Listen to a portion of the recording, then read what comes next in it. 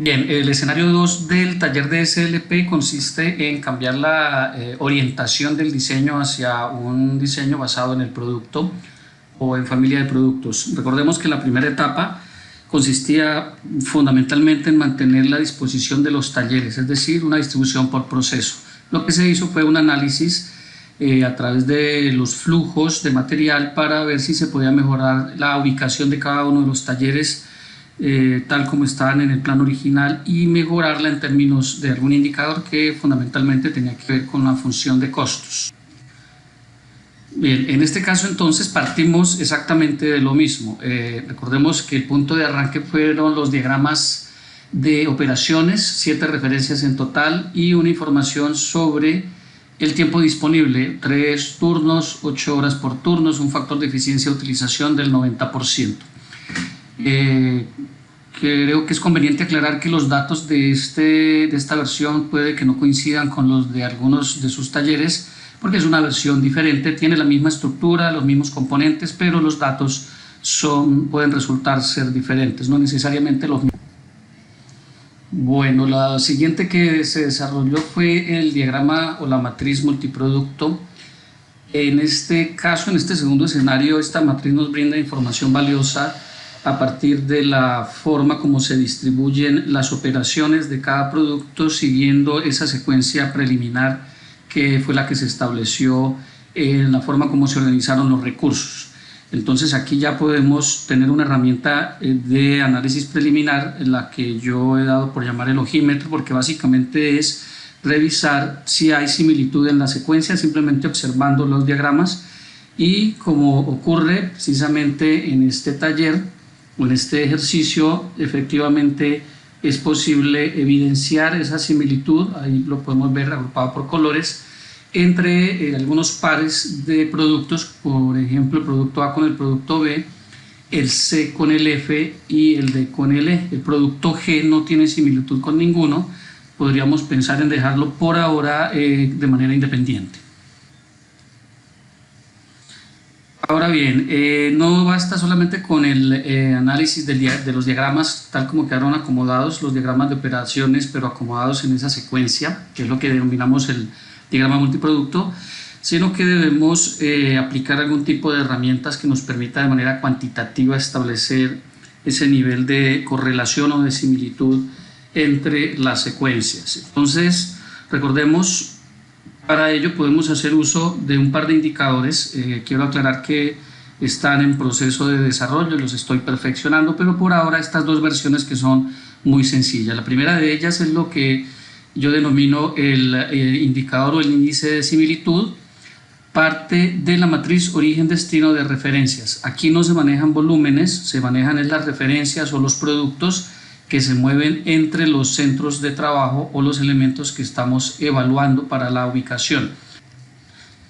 Bueno, en este caso tenemos la matriz origen-destino de referencias. Hay que recordar que no se manejan volúmenes y tampoco se lleva la diagonal inferior hacia la diagonal superior. Aquí se evalúan los movimientos independientes si va de un recurso al otro o si se devuelve por separado, porque eso lo que hace efectivamente es agregar movimientos. Lo que se hace después entonces es evaluar los movimientos que tiene cada producto, los movimientos en total de manera independiente entre los recursos. En este caso, por ejemplo, tenemos que el producto A tiene 6 movimientos, es simplemente contar cuántas A hay en toda la matriz, lo mismo cuántas B, cuántas C, cuántas veces aparece D y así sucesivamente todos los productos. Es simplemente contar los movimientos de manera independiente. Adicional a eso, y para el análisis por pares, entonces se evalúan los movimientos conjuntos. Es simplemente tomar, por ejemplo, si voy a evaluar el producto A con el producto B, busco en la matriz cuántas veces aparecen ambos en movimientos. Por ejemplo, aquí tenemos una vez A con B, a ver si lo puedo marcar. Tengo 2, 3, 4 y 5, no son más, entonces por eso aquí vamos a colocar esa cantidad de movimientos que se hacen de manera conjunta A con B. Lo mismo se hace para todos los pares y se llena toda la matriz de transferencia por pares. Con esa matriz entonces vamos a crear la matriz del índice de similitud. Ahí lo que tenemos que hacer entonces es tomar a partir de las dos matrices anteriores, bueno, el vector de movimientos independientes y la matriz de transferencia por pares, hacemos el cálculo del índice tomando en cada par, por ejemplo en este caso A con B, tomamos el total de movimientos conjuntos, que para el ejemplo son 5, como lo tengo acá, y como estamos comparando A con B, entonces revisamos entre esas dos cuál es el que mayor cantidad de movimientos individuales tiene. En este caso lo que tendría que hacer entonces es tomar el 5 de las transferencias por pares y dividirlo en el mayor de los movimientos de ese par, que es 7, y con eso tendríamos el índice de similitud, que para este caso sería de 0,71, 5 dividido en 7. Lo mismo lo haríamos para todos los pares de la matriz, y como aparece acá en este caso marcado, encontramos que son 3 los índices más altos, lo que se genera por ejemplo en la relación entre A y B, que da 0,71, D y E 0,57, C y F 0,67. Aquí aparece G con un 50% de similitud con A. No lo voy a marcar, hay una idea básica en que por lo menos debe ser mayor al 50%. En este caso tendremos entonces, si quisiéramos definir como familias, esos 3 grupos de familias o de productos unidos como familias A, B, D, E, C, F, y un producto G que quedaría por ahora de manera independiente. Otra de las formas como podemos analizar esa similitud o ese parecido en las secuencias para el agrupamiento de familias es precisamente el análisis de secuencia y el cálculo de un índice de correlación entre las secuencias. Lo primero que establecemos son las secuencias en estricto orden, tal como se van generando en el uso de los recursos. Si algún producto repite recurso, es decir, genera un retroceso, no importa, se repite también en la misma tabla ese recurso para generar la secuencia total. Para explicar un poco cómo se procesa entonces ese índice, vamos a hacer el caso de la comparación entre A y B, en el que la secuencia más larga es B, es la primera que se debe colocar. Aquí la dejé en la parte inferior, pero fue la primera o es la primera que debe colocarse porque es la secuencia más larga. Y como lo vemos arriba, B va de materia prima a R5, R4, R3, R2, R1, R6 y PT. ¿Por qué no aparece este espacio en blanco? Porque este espacio en blanco apareció por este R1 que está aquí incrustado en la secuencia de C, E y F, pero como estoy comparando es A con B, me traigo la secuencia pura. Entonces me queda así la secuencia de B, luego coloco la de A, que es muy similar al comienzo, MP a R5, R4, R3, R2. Aquí no pasa por R1, el producto A no utiliza esta operación en R1, se salta a R6, por eso se deja este vacío y termina en producto terminado. Es lo que se hace después, se empiezan a evaluar por celdas verticalmente la coincidencia. En este caso MP coincide y le pongo 1, todas las demás también, y donde no hay coincidencia, es decir, donde en cualquiera de las dos filas o las secuencias de los dos productos quede un vacío, pues se coloca 0. Al final terminamos con un vector binario, que es un vector que representa la coincidencia en los recursos o en el uso de recursos, y hacemos la suma de ese vector, en este caso nos da 7. De otra parte revisamos arriba el total de celdas de la secuencia. Si hay huecos arriba y abajo no importa, se cuenta el total de celdas, en este caso da 8, y el índice para la comparación entre A y B sería de 7/8, eso nos daría el 88% de... Hacemos lo mismo para todos los pares y encontramos acá entonces que revisando dan los 3 más altos, A con B, C con F y D con E, con una correlación bastante fuerte. Si se dan cuenta, A con G también da una correlación alta. Sin embargo, si revisamos B con G, la correlación entre esos dos es bastante baja. Entre A y B es más alta que entre A y G, y si se quisiera unir G a estos dos para hacer una celda con esos tres productos, generaríamos un problema porque la correlación con el producto B es muy baja. Entonces este no se tomaría, se le privilegia a esta que es más alta, y con eso tendríamos entonces otra vez los pares que coincide con el índice de similitud del índice anterior que se calculó, en que esos tres pares son los que se deberían estar uniendo como si fuesen familias de producto. Cuando ya habiendo definido los candidatos para unirse como familias y definirles unas líneas de producción dedicadas por familias, lo siguiente sería el análisis de capacidad. Recordemos que eso mismo lo hicimos cuando estábamos revisando talleres, en el momento en que calculamos el total de máquinas que se requerían de cada tipo para completar la demanda total de todos los productos. Aquí se repite exactamente el mismo procedimiento, solo que haciéndolo por separado para cada conjunto que definimos como candidatos a unir. Entonces podríamos pensar en que la primera familia AB, que tiene unos requerimientos en los tiempos de operación, fíjense que A no utiliza el recurso 1, es la única diferencia entre los dos. El tiempo total requerido para cumplir la demanda de A con B, el cálculo del número de máquinas, el redondeo correspondiente, y luego de redondear el cálculo del factor de utilización. Recuerden que este factor de utilización es dividir el tiempo total asignado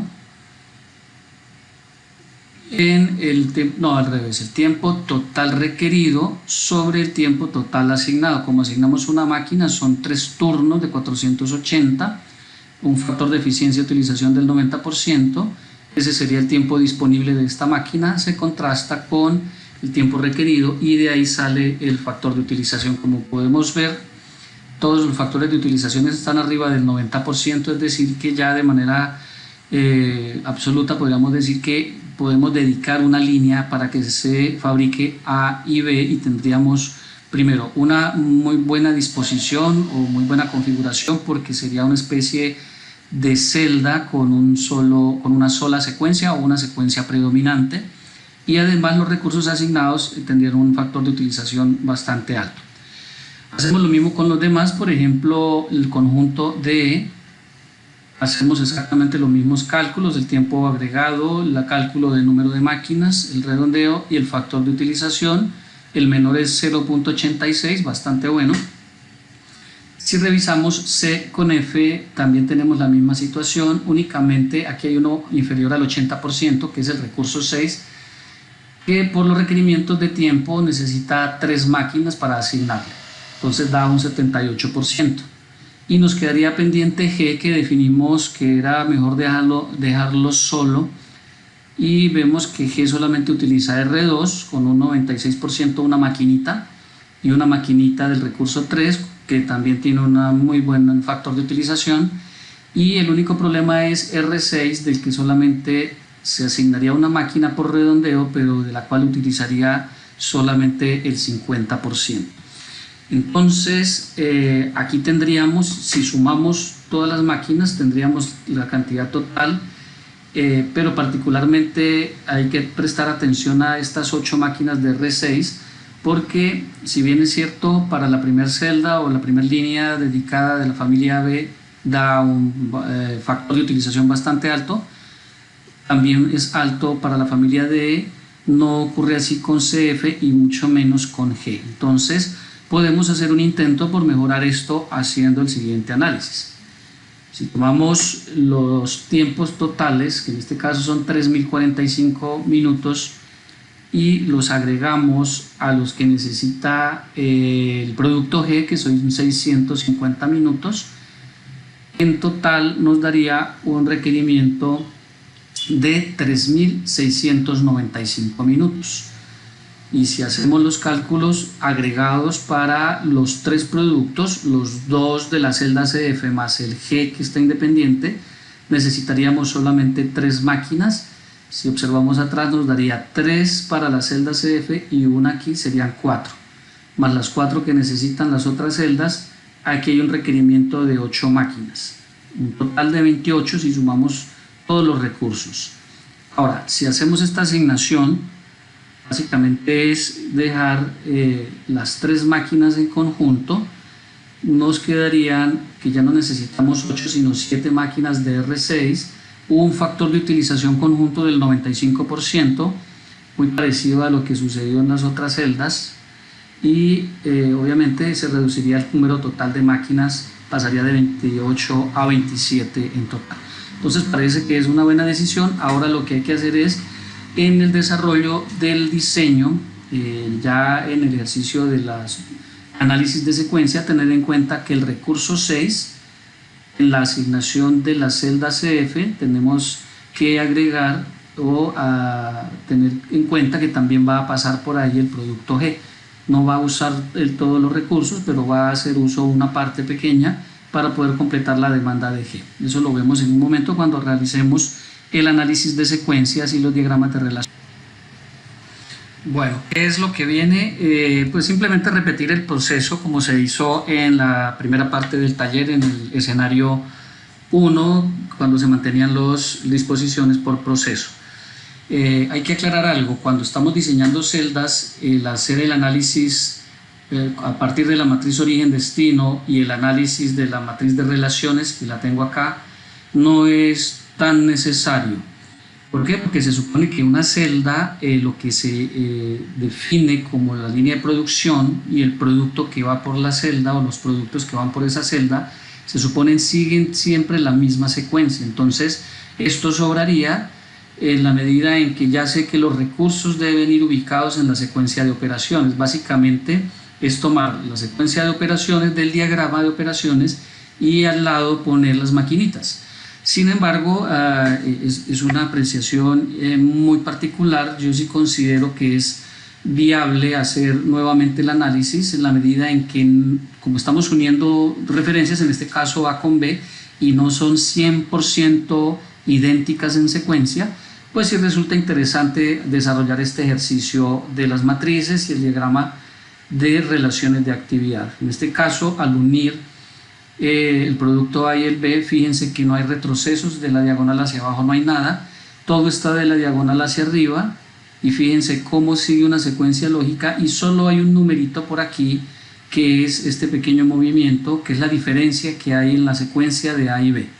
Eso me genera estas especies de acomodos triangulares, que es la forma correcta como se ubican o se deben ubicar los recursos cuando yo tengo esas diferencias en secuencia. Entonces se repite exactamente el mismo procedimiento. No voy a poner aquí el detalle de cómo se definió A, E, I, O. Ya saben ustedes que es utilizar aquí el mínimo y el máximo del conjunto, y luego que tengo esto, pues desarrollar el diagrama de relaciones de actividad. Aquí tendríamos entonces el caso de la celda 1, bueno, yo le llamo celda porque tiene algún parecido a eso, en el que empieza por materia prima, empiezan a moverse A y B y termina en producto terminado. La siguiente que tenemos acá sería la celda que se genera con la combinación del producto D y el producto E. Mismo análisis, aquí hay un pequeño retroceso, que es lo que genera estos acomodos triangulares o piramidales, precisamente por la diferencia que hay en la pequeña diferencia que hay en la secuencia de esos dos productos. Tenemos el diagrama, la matriz de relaciones de actividad y el diagrama de relaciones de actividad de la celda DE. Aquí tenemos algo bien particular, y es que recordemos que el producto G va a manejarse de manera independiente con el recurso 3 y 4, pero el recurso 6 definimos que iba a compartirlo con la otra celda. En algunos casos ese tipo de diseños es lo que se llama manufactura celular, o en otros casos, cuando ya hay muchos elementos combinados, es lo que denominamos tecnología de grupos, cuando podemos agrupar familias pero resulta necesario compartir uno que otro recurso entre celdas. Es lo que ocurre en este caso. Entonces tenemos, fíjense, la secuencia perfecta la celda CF. Aquí si hubiesen sido inoficioso hacer este análisis, porque simplemente sería tomar el diagrama, o más bien el diagrama de secuencia o el diagrama de operaciones, y poner las máquinas en el mismo orden de las operaciones. Es decir, esta matriz y esta matriz de relaciones sobraría porque todas son clase A, porque tenemos todos los productos de C y F, o todas las unidades más bien de C y F, siguen exactamente la misma secuencia. La que sí no es la de G, y si la miramos independiente, genera también una secuencia lógica única porque es un solo producto, pero al combinarlas nos genera esta disposición. Arranca el producto C y el producto F en materia prima, va a R1, R2, R3, R4, R6 y producto terminado. Y al combinar entonces tendríamos que el producto G también arranca de la bodega de materia prima, va a R3, a R2 y entra a R6 a compartir una parte del tiempo que tiene disponible la celda CF del recurso 6. Entonces esa disposición, y por eso le puse colores diferentes, son realmente dos lineecitas que solamente comparten un recurso por aquí al final. Bueno, lo siguiente sería tratar de combinar todas esas celdas, considerando algo bien importante, y es que yo no les mostré el plano en esta versión del taller, pero aquí solamente hay una puerta, y en el análisis se establece que lo conveniente en estos casos es que las bodegas, tanto de materia prima como producto terminado, estén cerca a la única puerta de acceso. Entonces lo que voy a mostrar enseguida es el ejercicio de combinación. Vamos a mostrar todos los diagramas en conjunto, pero utilizando un punto común entre todos ellos. Lo voy a poner de hecho del mismo color. ¿Cuál es ese punto común? Pues la puerta de ingreso. Y va a ser como una especie de nodo que hace que todas las celdas tengan que estar de alguna forma en un espacio similar. Eso lo podemos ver en el siguiente diagrama, donde pueden observar ustedes esa disposición, donde la puerta aparece aquí como el elemento que une a todas las celdas. Esa puerta, pues ahí es donde está el ingreso a las bodegas de materia prima y producto terminado, por eso las celdas dan la vuelta, miren la CF, que es una secuencia perfecta, y la G, una secuencia perfecta. Bueno, la CF arrancas por R1, termina en R6 y va a las bodegas. El producto G da la vuelta, termina en R6 también y va a las bodegas. Entonces fíjense esa disposición, parece una flor. Y lo siguiente sería tratar de desarrollar, dada esta disposición, un análisis de espacios y generar el diagrama de relación de espacios. Recuerden que ese diagrama es ya con el diseño de las estaciones y debe ser a escala, tal como lo definimos en la versión preliminar del SLP. Vamos a observarlo. Fíjense ustedes, aquí no puse la escala, pero esto debe tener una escala.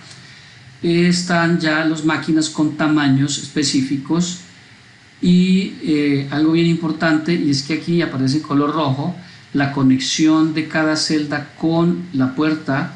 Tiene diferentes niveles en términos de los flujos. Por ejemplo, el fin de la celda G, que es el inicio, que es esta máquina R2, solamente tiene un movimiento de 50 unidades, mientras que el inicio por aquí es de 880. ¿Por qué puse esos numeritos ahí? Porque eso hay que tenerlo en cuenta a la hora de acomodar esto en el plano. Saber que hay algunas maquinitas que pueden estar más lejos de la puerta, así tengan relación con ella, y otras que sería conveniente lo más cerca posible, como lo que ocurre con este caso. Ahora bien, obviamente que esta disposición no sería lógica. Si yo llevara esto a un plano, básicamente sería que la puerta quedara en el piso como una especie de ascensor, o como el tubo por donde bajan los bomberos en la estación de bomberos. Aunque parece ser un ideal, porque las configuraciones circulares y concéntricas de alguna forma se consideran ideales desde el aprovechamiento del espacio, sabemos que nuestros espacios no están diseñados de esa forma. Normalmente son rectangulares y por la periferia o por los vértices es que ubicamos la puerta. Entonces voy ahora a poner el plano y viene la etapa de ajustes. Aquí todavía me falta el plano, pero ya ubiqué dónde va a ir la puerta. Fíjense cómo se acomodaron todos, simplemente agarré el elemento que representa la puerta y lo llevé hacia un lado y se estiraron todos estos conectores, lo que implica que ahí va a haber un transporte bastante largo. Ahora veámoslo cómo se ve en el plano, pero como por arte de magia ya hice la acomodación, acomodé las máquinas que queden bien orientadas, que definan adecuadamente un recorrido por un pasillo, y de esta forma tendríamos entonces la disposición de esta nueva versión. Demos una mirada nuevamente. Aquí está nuestra versión preliminar aterrizándola en el plano, y aquí ya en el plano, pero acomodándolas para que queden bien rotadas y bien ubicadas dentro del espacio disponible. Y algo bien importante es que tienen que estar adecuadamente orientadas en los pasillos, que no me vaya a quedar que el movimiento de materiales por el otro lado, por ejemplo en este caso, porque por aquí empezando no podríamos poner un pasillo en el espacio que hay de separación hacia la pared. Entonces esos movimientos de orientación consideran ya el desplazamiento como quedaría definitivo. Bueno, esa sería la disposición entonces y el ejercicio del desarrollo de celdas. Ahí se puede ver perfectamente cómo quedarían los movimientos. La diferencia entre esta disposición y la disposición por talleres se da es cuando hago el diagrama de recorrido. Si hiciera el diagrama de recorrido en la versión original del plano, no sé si ustedes la hicieron, tendríamos una maraña de movimientos impresionante de 7 productos moviéndose todos en todos los sentidos, generando unos requerimientos altos en términos de las dimensiones de pasillos, porque sería mucho flujo de producto por todos ellos, sería la sumatoria de todas las demandas. En cambio, en este caso, si hiciéramos el diagrama de recorrido, básicamente sería una lineecita en una sola secuencia, y de cuando en cuando, como aparece aquí esta disposición triangular, que un producto arranca por esta y va a esta, y el otro arranca por esta y va a esta, pero sería la única diferencia, y una que otra diferencia por ahí en una que otra celda. Observemos esta, que es la celda CF, que es una secuencia perfecta de una celda de manufactura, con la única diferencia que va a compartir una máquina. Entonces fíjense la disposición de esta máquina. Esta parece que un poco desordenada, pero el cuento es que esta máquina es la que le va a aportar, y no el 100%, sino una parte de su tiempo a la celda CF, que viene del recurso 3, pasa al recurso 2 y usa parte de este recurso 6. Entonces por eso esa disposición que la ven ustedes como un poco mal orientada es simplemente para facilitar que este operario pueda venir a hacer uso de este recurso, si es que le asigno un operario de celda a todas las máquinas, o si no, pues que el material que se mueve por acá esté asequible a este operario, que es el que trabajaría esta máquina. Bueno, con eso tendríamos entonces ya la parte 2 o el escenario 2, una disposición por producto, y así se vería esa disposición. Por aquí también hay que delimitar los pasillos para movimiento de personal. Aquí es donde están los servicios sanitarios y la oficina del jefe de producción. Entonces es conveniente que se delimite, porque por ahí no va a circular material, es un pasillo para peatones y es bueno demarcarlo y mantenerlo reservado para ese tipo de uso.